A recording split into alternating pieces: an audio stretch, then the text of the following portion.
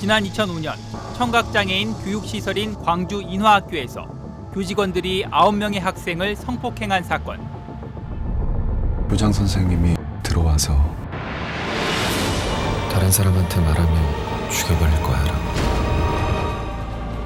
도간이라는 이름의 소설과 영화까지 만들어지며 국민적 공분을 샀고 장애인과 아동 성폭행 범죄의 공소시효를 폐지하는 일명 도가니법을 제정하면서 다시는 이런 일이 재발되지 않길 바랐습니다. 하지만 20년 뒤 CCTV 사각지대에서 상습적으로 이뤄진 폭행, 그리고 장애인 시설에서 벌어졌다는 충격적인 성폭행 진술 내용. 잘 때요, 와가고요. 다 만지고 확인하고 가요. 뒤졌어. 20명의 피해자들이 성폭력 피해를 일관되게 진술했습니다. 인천 강화군의 한적한 농촌 마을에 자리 잡은 장애인 복지시설 색동원. 가해자로 지목된 사람은 이곳 원장이자 이사장이었습니다. 안녕하세요. MBC에서 나왔습니다. 찍어주세요. 그 장애인분들 19명 성폭행 잠깐만요. 받고 계신데 인정하시나요? 잠시만요. 뭐 하시는 거예요 지금? 뭐 하시는 겁니까? 이게 지금 도가니 사건 이후 21년 만에 또 반복된 또 사회적 참사라고 생각하거든요. 무려 20명의 장애인 여성들이 성폭력 피해를 호소하고 있는 사건. 스트레이트는 피해 여성들을 심층 면담한 대학 연구팀의 보고서 내용을 단독으로 확보했습니다. 너무나 충격적인 내용이어서 방송 여부를 고심했지만 시청자들의 알 권리를 위해 보도하기로 결정했습니다. 스트레이트 취재가 시작된 뒤 해당 장애인 시설에서 실제 피해를 당했고 또 범행을 목격하기도 했다는 한 여성이 용기를 내서 스트레이트 카메라 앞에 섰습니다. 지난 2021년 12월 한 남성의 뒤를 따라 한 여성이 사무실로 들어옵니다. CCTV 사각지대를 찾는 듯 구석진 곳으로 이동하더니 여성이 익숙한 듯 손바닥을 내밉니다. 남성은 막대기 같은 도구로 여성의 손바닥을 내려칩니다. 여성은 몸을 휘청거리면서도 자세를 유지하기 위해 안간힘을 씁니다. 고통스러운지 뒷걸음쳐보지만 남성은 따라가며 계속 손바닥을 때립니다.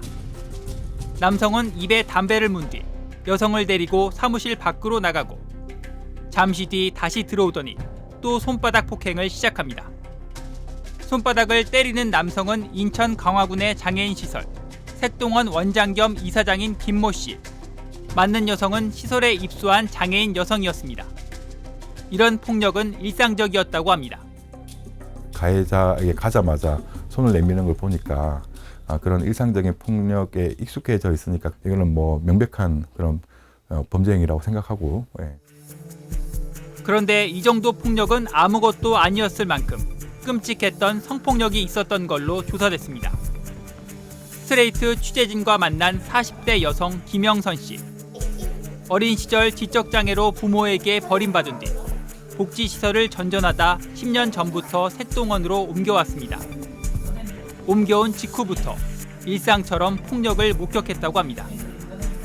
애들한테 소리 지르고 막 나한테 소리 지르고 막 그래. 맨날 혼나고 막 소리 지르고 거기서 때리고 막 그래. 그리고 취침 시간인 밤 9시가 넘으면 원장 김모 씨가 수시로 방으로 찾아왔다고 합니다. 맨날 돌아오고요. 돌아오고 막 만지고 가서 우리 다른 사람 애들하고요. 몇 명이요. 만지고 나갔어요. 목소리가 커서 다 들려요. 이런 데도 만지고요. 그냥 다 만져. 여기도 만지고 여기도 만지고.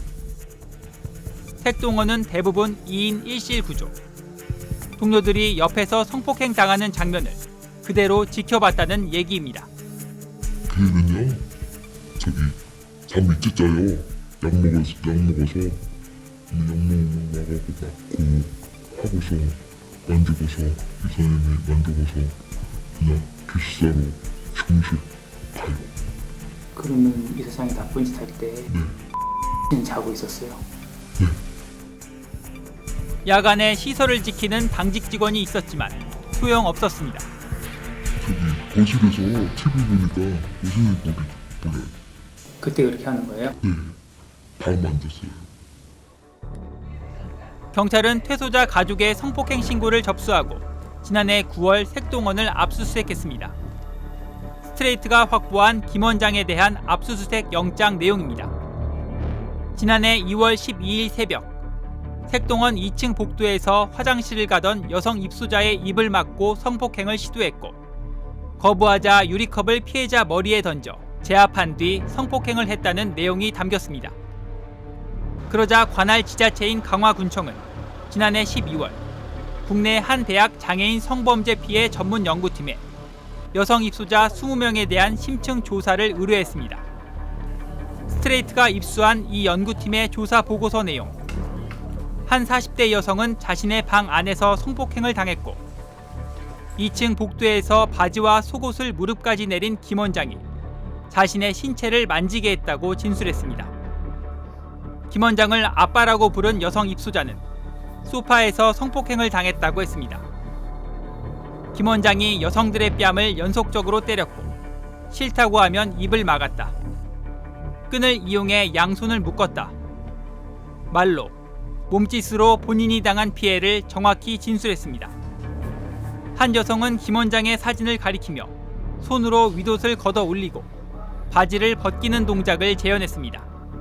조사에 응한 여성 장애인 20명 전원이 김 씨에게 성적 학대를 당했다고 진술했고 20명의 여성 상당수는 공통적으로 범행 장소로는 방과 소파, 범행 도구로 끈을 지목했습니다. 당시 트라우마로 인해 피해자들 중 일부는 양손을 내밀어 줄로 묶는 제스처와 손바닥으로 비는 행동을 하기도 했습니다. 조사에 참여한 여성들은 김 원장이 다른 방으로 들어가면 그날은 안 오는구나 안심했다고 털어놓기도 했습니다. 물소리. 네, 다 들어가는 물소리. 누구네 방 다 들어가는 거 다 보여요. 스트레이트는 색동원 장애인들의 병원 진료 기록도 확보해 분석했습니다. 심층 조사에서 김 원장에게 성폭행을 당했다고 진술한 여성의 2025년 1월 13일 진료 기록. 김포의 한 산부인과였는데 회원부부터 엉덩이 부분까지 멍이 확인됐다고 적혀 있습니다. 피해자 조사 과정에서 다른 여성들의 산부인과 기록에서도 회원부에 멍이 발견된 사실이 확인됐습니다. 성폭력 과정에서 생긴 학대로 의심할 수 있는 충분한 상황인데 이거는 의료진과 시설 담당자 모두 학대 신고 의무자로서 즉시 신고하고 조사가 이루어졌어야 된다고 보는데 그게 안 된 거거든요.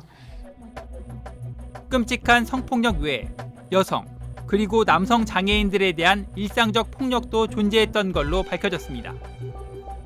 지난 2021년 1월 색동원에서 일하던 직원은 장애인들이 폭행당하고 있다고 군청에 신고했습니다.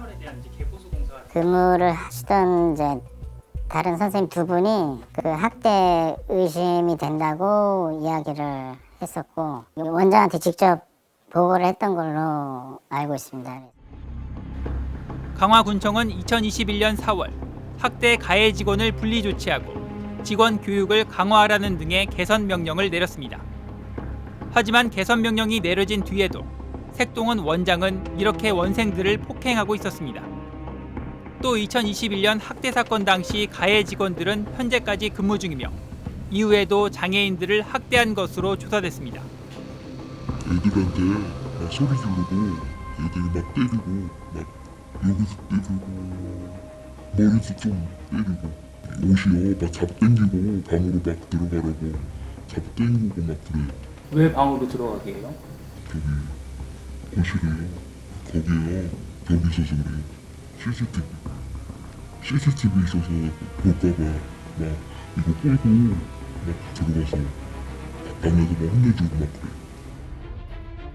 스트레이트가 확보한 남성 장애인들의 피해 진술. 한 남성 거주자는 색동원 직원이 멱살을 잡아 2층에서 1층으로 끌고 내려갔고 주먹으로 배를 때리고 발로 찼다고 털어놓았습니다.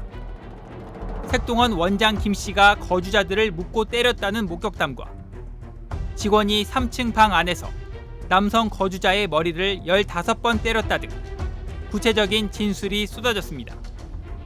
색동원 남성 입소자 16명을 대상으로 진행한 심층 조사에서 절반 이상이 폭행을 당했다고 진술했습니다. 색동원 거주자 33명 중 22명, 67%는 가족이 없는 무연고자입니다. 무연고자인 경우에 이런 학대 사실이라든가 이런 거를 알리기가 어렵고 오히려 이제 시설 말고는 갈 데가 없다라는 걸 본인들도 잘 알고 있기 때문에 이제 이런 학대 사실이나 이런 거를 말하기 어려운 부분도 분명히 있습니다. 성폭력 피의자인 색동원 원장 김모 씨는 해당 시설 이사장을 겸하고 있습니다. 이 때문에 사건이 불거진 지 한 달이 지나도록 계속 출근했는데요. 사회적 비판이 커지자 이사장을 겸하고 있는 김 씨는 스스로 자신에 대한 업무 배제 결정을 내렸습니다. 스트레이트는 김 씨의 행방을 수소문하던 도중 그가 업무 배제 방침을 어기고 색동원 건물에 나타난 사실을 알게 됐는데요. 곧바로 현장으로 달려가 그를 만날 수 있었습니다. 지난 2월 3일 인천 강화군 색동원 건물. 스트레이트는 김 씨가 업무 배제 중인데도 색동원 건물에 나타났다는 제보를 받고 곧바로 현장으로 달려갔습니다.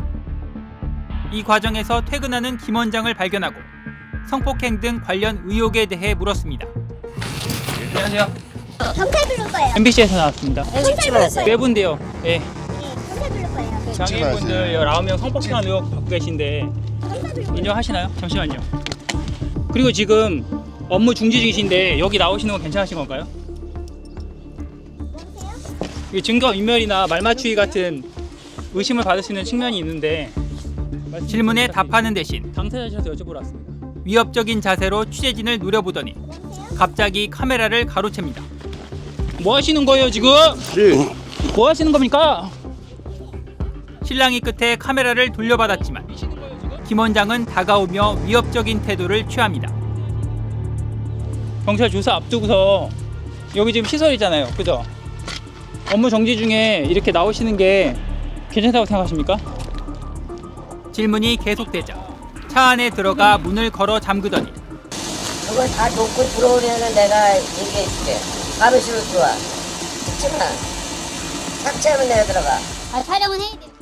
김 원장은 잠시 뒤 현장으로 출동한 경찰관에게 업무 배제 중이지만 강화군청의 허락을 받고 색동원에 왔다고 주장했습니다. 강화군청 그 장애인 그 복지 담당하고 통화를 해서 서류를 가져와야 된다. 네. 그 대응하는 서류를 가져와야 된다. 그래서 허락을 받고 왔대요. 사실인지 강화군청에 확인해봤지만 김 원장의 주장과는 다른 답이 돌아왔습니다. 강화군청에서 얘기해가지고 허락 받고 나오신 거라고 하는데 맞는 건가요? 저희는 업무 배제시켰고요. 뭐 저희가 뭐 허락해준 적도 없고 저희한테 뭐 얘기된 거는 없는데. 그리고 16일 뒤인 지난달 19일 김 원장은 성폭행 혐의 등으로 경찰에 구속됐습니다. 피해자들에게 해주고 싶으신 말 없으세요? 김 원장은 경찰 조사에서 피해자들의 인지 능력 등을 문제 삼으며 혐의를 전면 부인한 것으로 전해졌습니다. 중증의 지적 장애를 가진 사람이 없는 사실을 만들어서 공통으로 19명이 공통으로 허위 사실을 꾸며가지고 진술할 수 있는가? 그게 오히려 더 불가능하게 가깝거든요. 수사가 시작된 지 1년이나 됐지만 경찰은 장애인 피해자들의 진술을 확인하는 데 시간이 걸린다며 지금까지 3명만 피해자로 특정했습니다. 그 세 분의 다른 피해자들에 대해서는 지금 피해자로 보지 않는다라고 한다면 사실은 이 경찰의 조사 의지라든지 이런 거에 대해서는 저희가 좀 우려되는 부분이기도 합니다, 실제로. 스트레이트는 색동원의 성폭력과 학대 의혹을 취재하던 중 국가에서 지급한 장애인 보조금까지 유용됐다는 제보를 받았습니다.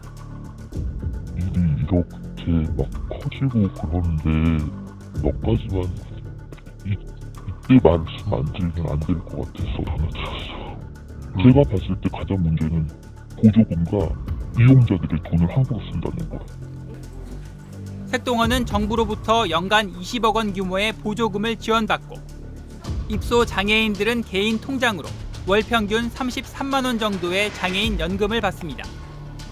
장애인들은 직접 통장과 카드를 쓰기 어려워 색동원 직원들이 관리하고 있습니다. 스트레이트는 색동원 입소 장애인 33명 가운데 13명의 통장 거래 내역을 확보해 분석해봤습니다. 지난 24년 11월 8일 한 여성 장애인 카드로 광화군에 있는 카페에서 한 번에 65만 원이 결제됐습니다. 현재 옷가게로 바뀐 가게 주인은 색동원 장애인이 한 번에 60만 원 넘게 결제한 적이 있냐고 물어보자 기억은 안 나지만 60만 원을 한 번에 결제한 건 이례적이라고 말합니다. 60만 원이요? 네. 모르겠네. 그거를 한꺼번에 한 사람이? 네. 한 사람이 60만 원 넘게 결제했다고? 글쎄요. 좀 더 면밀한 확인을 위해 사회복지사 겸 회계사에게 자료 분석을 의뢰했습니다. 2023년 5월 21일 일요일 오후 1시 2분 색동원에서 차로 1시간이나 가야 하는 인천시청 근처의 한 식당에서 결제가 됩니다. 오후 3시 33분 택시 결제가 이뤄지고 택시에서 내린 지 10분 만에 미용실에서 11만 원이 결제됩니다. 택시를 타고 어디론가 이동을 해서 미용실로 들어가는데 결제 시간을 보면은 10분 만에 11만 원의 결제가 일어나고요. 10분 만에 머리는 보통 이제 후불 아닙니까? 월요일 밤 8시에 맥도날드에 가서 결제가 일어나는데 인천이더라고요. 굳이 저기까지 가서 밤에 결제를 한다? 보통은 9시 정도면 다 취침을 하시는데. 누군가 장애인들의 카드를 사적으로 사용한 의혹이 짙다는 겁니다. 장애인 보호시설에서는 거주자들의 개인 돈을 사용할 경우 사전에 동의를 받아야 하고 사용 목적 등을 작성한 금전 상담록을 통해 증빙 자료를 남겨둡니다. 그런데 스트레이트가 확보한 색동원 직원들 간의 대화 녹음 파일. 금전 상담록을 뭐 저거 하라고 그랬는데 근데 동의를 받은 게 없잖아. 여기가 뭐 동의 받은 게 있나요? 서류 자체가 다 소설을 써서 내려잖아요. 장애인 입소자들의 카드를 동의도 받지 않고 썼고 김 원장과 김모 선생이 주도했다는 대화가 오갑니다. 동의를 받은 게 없는데 뭘 상의를 했다고 금전 상담록을. 우리도 잘 몰랐잖아요. 그거 뭘 사는지. 김 이사장 둘이서 한 거죠. 그게. 이용자들은 아무리 뭐 인지 잘 없고 그런 사람이지만 뭐 이렇게 돈을 써도 되는지. 현재 경찰은 이런 보조금 유용 의혹에 대해서도 수사 중입니다. 현행법상 장애인 시설은 인권지킴이단을 구성해 1년에 4번 시설 장애인들의 인권 침해 상황을 살피게 돼 있습니다. 그런데 인권지킴이단을 위촉하는 건 각 장애인 시설의 시설장입니다. 이른바 셀프 감시가 될 수밖에 없는 겁니다. 그 사실은 고양이한테 생선을 맡기는 꼴이나 다름없습니다. 외부 독립적인 기관에서 추천받은 경험 있는 사람들로 구성이 되고 그 시설을 평가하는 데까지도 영향을 미칠 수 있어야 그 인권지킴이단이 제대로 작동이 될 것 같습니다. 정부는 색동원에 대한 시설 폐쇄 수순에 들어갔습니다. 거주 장애인들은 다른 시설로 옮겨가 생활해야 하는데 색동원 입소자 78%는 이미 학대 피해 등으로 다른 시설에서 옮겨온 이들. 문제가 발생하면 문을 닫고 장애인들은 또 다른 시설로 옮겨가는 악순환이 반복되고 있습니다. 색동원이 나을 거라고 생각해서 보냈겠죠. 그런데 또다시 색동원이라는 공간에서 그런 이제 범죄가 일어났고 피해 공간이 됐어요. 전 정부가 인정해야 된다고 생각해요. 전국 1,500개가 넘는 장애인 거주시설에서 2만 6천여 명의 장애인들이 생활하고 있습니다. 지금처럼 부실한 관리 감독 제도를 방치하면서 이들의 안전에 대한 사회적 무관심이 계속되는 한 또 다른 도가니, 제2, 제3의 색동원 사건은 반복될 수밖에 없습니다. 방탄소년단 여쭤보러 왔어요.